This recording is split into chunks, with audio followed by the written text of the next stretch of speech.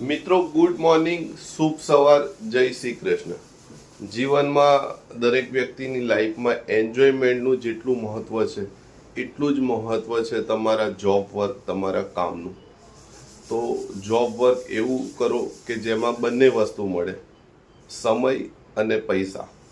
તો વ્યસ્ત રહો, મસ્ત રહો અને લાઈફને એન્જોયમેન્ટ સાથે જીવો।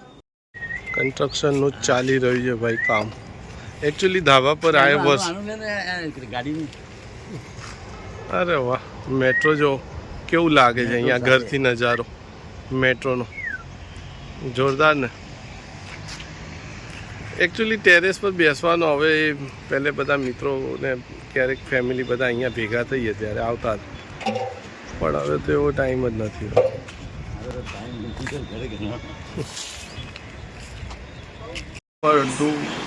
કન્સ્ટ્રક્શનનું કામ ચાલી રહ્યું છે તો આજે કામ સ્ટાર્ટ થયું લેટ, તો કોમ્પ્યુટર સ્ટાર્ટ અને લેપટોપ સ્ટાર્ટ એટલે મારું જોબ વર્ક સ્ટાર્ટ।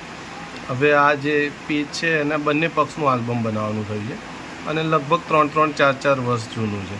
હવે ઘણા ખરા કિસ્સા એવા મારી પાસે આવતા હોય કે ભાઈ લગભગ 3-4 વર્ષ પહેલે ફોટા પાડ્યા હોય અને પછી આલ્બમ ડિઝાઇનિંગમાં આવે, એટલે આ રીતનું છે। અત્યારના ટાઈમમાં તમને સમજાવું ને તો ફોટોગ્રાફરો 80% એક કન્વેન્સેબલ કામ કસ્ટમરને નથી આપી શકતા, એ આજના દિવસની રિયાલિટી બને છે। છતાં પણ આવા કોઈ કિસ્સા મળતા હોય કે જેનું ક્યાંક સેટિસ્ફાઈડ કામ ના આપ્યું હોય કે કામ રહી જ ગયું હોય કે કંઈક અનેકો કારણ છે આ ફિલ્ડમાં, પણ આ જે કામ કરી રહ્યો છું એ ખૂબ મજાનું છે। જો તમને કોઈને રસ પડે તો જોડાઈ શકો છો મારી સાથે। બ્રધર બી આવે, અહીંયા જ ભણતો તો ઓમી પણ। કેમ કેવું રહેતું હતું આ સ્કૂલ? સારી હતી? ઓકે, બીજે રહેવા જતા રહ્યા મોટા ભાઈ, બીજે રહેવા જતા રહ્યા। હવે હમણાં તૈયારી છે મોનું।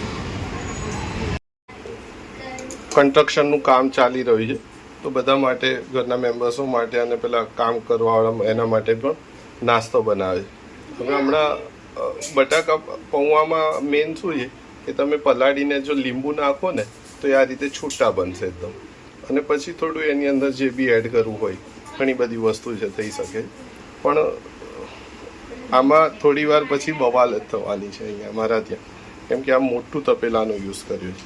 અમારા વાઈફ હમણાં આવશે ને, જોશે કિચનમાં કે આટલું મોટું તપેલું ઉપયોગ કરાય એટલે ઓછા પૌવા માટે, તો આ વસ્તુ થશે હમણાં બવાલ જ છે। જો પૌવા કંઈ એવી કોઈ યુનિક આઈટમ છે નહીં, સમજો ઘરે ઘરે બ્રેકફાસ્ટમાં બને છે, પણ એક વસ્તુ આમાં જાણવા જેવી એ છે તમારે કે જો આ મીઠો લીમડો જો તમારા ઘર આંગણે હોય યા તો તમારા ઘરે વાવેલો હોય ને તો ખરેખર એનાથી સ્વાદમાં ફેર પડે, એવું મેં પોતે સ્વીકાર્યું છે વાત। અને અહીંયા જો નીચે આ જે તવો છે, તવો મૂકી દેવાનો અને તવા ઉપર આ તપેલું મૂકી દીધું છે। હવે તવો છે ને એકદમ ધીમા તાપે હું કરી દઈશ અને આ એકદમ ધીમી આંચ ઉપર બનવું જોઈએ 10-15-20 મિનિટના અંતરે।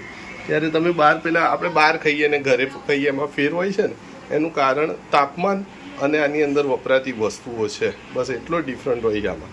અને મેં કીધું એ પ્રમાણે સૌથી પહેલે પલાળો ને એ વખતે લીંબુ નાખી દેવાનું જેથી છૂટા બને, અને ફાઇનલી એને ઢાંકીને ધીમા તાપ ઉપર, અને મેં અહીંયા વચ્ચે રાખી દીધો છે તવો, એટલે ચારે બાજુથી પેલી એને કમ્પ્લીટ તાપમાન મળી જાય ને ધીમા તાપ ઉપર એકદમ 10-15 મિનિટ થશે, અને પછી જે ટેસ્ટ આવશે ને યુનિક। મિત્રો મેં હમણાં જ કીધું હતું કે બવાલ આ તપેલાને જોઈને ચાલુ થવાની છે અને ફાઇનલ પણ યાર આમ જે બનવાની ફિલિંગ હોય ને, ના ના ભાઈ નહીં, એવું નહીં, હોટલમાં છેલ્લે જમી આવીશું પણ જમીશું ખરી।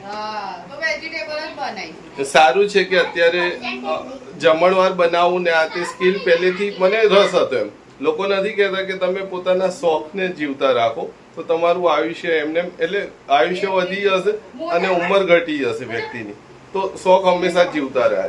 પણ મિત્રો એ વસ્તુ જરૂર કહીશ, જો થોડો વર્ષો પહેલે કદાચ મેં આ રીતનું વિડીયો મૂકવાનું ને આ તે બધા, તો જે લોકો મને આલ્બમો ને આ તે બધું વર્ક આપતા ને એ લોકો ગાળો જ દેતા। એનું કારણ શું હતું કે આજથી થોડા ટાઈમ પહેલેની વાત, થોડા વર્ષો પહેલેની વાત કરું ને તો એટલા બધા એક દિવસના લોકોના કામ લઈ બેઠા હોય અને બધાને સેમ ડેટ અને ટાઈમ આપ્યો હોય પણ થોડું વર્કિંગ કરીને મેનેજ કરી લેતા એમ. પણ સારું છે કે આ વસ્તુ ઓનલાઈન ચાલુ કરી શીખવાડવાની અને લોકો જોડાયા અને કામને પછી ડિસ્ટ્રીબ્યુટ કરવા લાગ્યા. એટલે શું થતું કે હવે કામનો લોડ થોડો ઓછો થઈ ગયો. અને એ વસ્તુ છે. નહીં તો આજથી થોડા વર્ષો પહેલે જો આ ટાઈપનું બધા કે ભાઈ આ તો અહીંયા તમે મારું કામ કરી રહ્યા છો કે ઘરે રહીને જમવાનું બનાવી રહ્યા છો, તો આ વસ્તુ કમેન્ટ થતી. અને છે તો જે રીતે કીધું ભાઈ શોખને થોડા જીવતા રાખવા જોઈએ દરેક વ્યક્તિઓએ, અને બીજા હાથમાં ઘરમાં હેલ્પ પણ થઈ જાય, તો બે વસ્તુ અહીંયા પ્લસ પોઈન્ટ થઈ જાય છે. ફ્રેન્ડ્સ અહીંયા જો અખાડો, હા બતાવો. અખાડા આવતા વર્ષે અખાડામાં મૂકવાનો હોય ભત્રીજાને.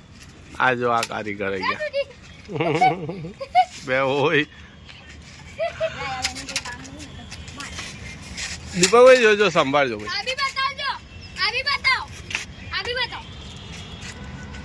બસ હાલો. આ જો નવા કારીગર આવ્યા છે અમારા. શું નામ છે કારીગરનું? જો છે ને મજબૂત. શું નામ છે?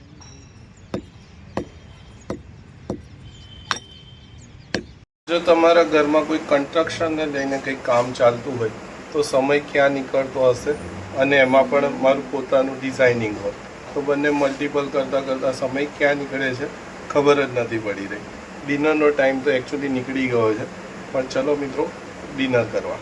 સાદું અને શુદ્ધ ભોજન વેજીટેબલ બિરયાની ડિનરમાં કમ્પ્લીટ કરી અને નેક્સ્ટ હવે જે અર્જન્ટ કામ છે એ પતાવું, કેમ કે કસ્ટમરને સમય જે આપ્યો હોય એમાં કરવાની મને જનરલી આદત છે. અને એક વસ્તુ મિત્રો એ પૂછવી હતી, કેમ કે જો કે એ સમય મારો પણ વીત્યો છે, પણ આફ્ટર મેરેજ લાઈફ પછી બહુ ટફ પડતું હશે કે જો તમે મેક્સિમમ સમય જોબમાં જ આપી દો છો તો તમે ક્યારે તમારા પરિવાર માટે સમય આપી શકો છો કે નહીં, એ મને કમેન્ટ જરૂર કરજો. અને આપી શકો છો તો કઈ રીતે થોડી ઘણી વસ્તુનો ડિસ્ક્રાઈબ કરજો, જેથી કરીને આઈડિયા આવે. બાકી મને તો એવું થાય છે કે જનરલ લોકો કદાચ 10-12 કલાક જે લોકો સમય આપતા હશે જોબ માટે, તો એ કઈ રીતે પરિવાર માટે સમય નીકાળી શકતા હશે, એ વિચારવા જેવી બાબત છે. અહીંયા ડિનર કમ્પ્લીટ થઈ ગયું, એના પછી મકઈનો કાર્યક્રમ ચાલી રહ્યો છે રાતના માટે. સાદું હોય કે ચટાકેદાર, પણ રાતનો નાસ્તો તો બને જ કમ્પલસરી ગુજરાતી પરિવારમાં. કેમ? સાચી વાત છે ને?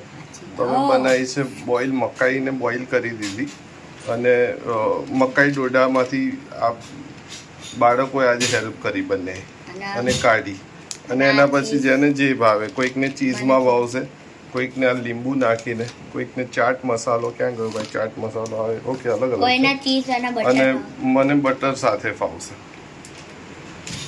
તો બધા પોતપોતાની રીતે અલગ અલગ બનાવીને ટેસ્ટ કરીશું. તો કરીએ સ્ટાર્ટ. આવો, નાસ્તો કરવાની ઈચ્છા હોય. રાતના લગભગ 11-11:30નો ટાઈમ થઈ ગયો છે આજે, પણ આદત તો થોડો ટેસ્ટ કરીને પછી આરામ કરીશું. બસ ધ્રુવાને ગમે છે અહીંયા આની અંદર ચાટ મસાલો એટલે ચાટ મસાલો, અને આમાં થોડું બહુ લીંબુ, અને એને મિક્સ કરી દઈશું. નો ભાઈ થોડું ઘણું એડ કરીશું.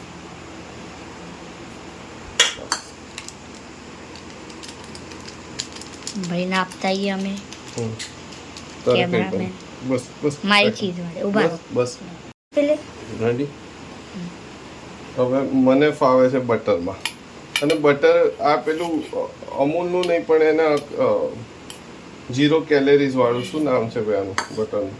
અમૂલનું છે. નહીં અમૂલનું નહીં, 0 કેલેરીઝ વાળું કયું બટર આવે છે એ મને ગમે છે. હું એ જ લાવું છું. આઈ થિંક જનરલી એ જ, કેમ કે હું જાતે લેવા જાઉં ને તો એ લાવું. મારા વાઈફ જાય તો અમૂલનું લાવું.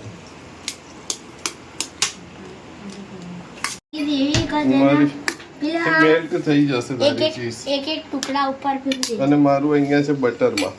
હવે સાથે સાથે થોડું ચાટ મસાલો. બંટીજી આપકો कौन सा લીંબુ અને ચાટ મસાલો. ઓકે તમારું બાઉલ અલગ કર્યું યાર. તમે સારું, સારું. બટર ને બધું કરો આ બરોબર મોલું અને મારે મોટું બહુ થઈ. નહીં આ ખાવું મોલુંનું બાળપણમાં એના મેગી માટે સ્પેશિયલનું ભાવ હતું. કેમ બહુ નથી ખાવું? જોઈ બીજી વાર ટેસ્ટ આવ્યો તો લાવ થોડો ગરમ મસાલો થોડું પેલું કેમ ટેસ્ટ કર્યું? અરે લીંબુ પેલા બીજ વગરનું.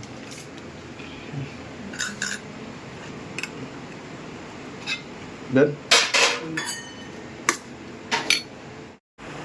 મિત્રો, જીવનમાં એવી બે પરિસ્થિતિ છે કે જે દરેક વ્યક્તિને આગળ લાવવામાં મદદરૂપ થાય છે. પહેલી છે એની ખરાબ પરિસ્થિતિ. વ્યક્તિની જો ખરાબ પરિસ્થિતિ હોય ને માઇન્ડ પોઝિટિવ હશે ને તો એ સંઘર્ષની સાથે અચૂક આગળ આવશે. અને સેકન્ડ થોટ છે દ્રઢ મનોબળ.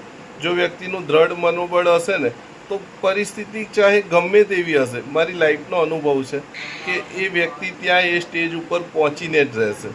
તો એની સાથે મિત્રો આજનો આ બ્લોગ અહીંયા પૂર્ણ કરું છું. ગુડ નાઇટ, શુભરાત્રિ. ફરીથી મળીશું નવા બ્લોગ સાથે, નવા વિચારો સાથે.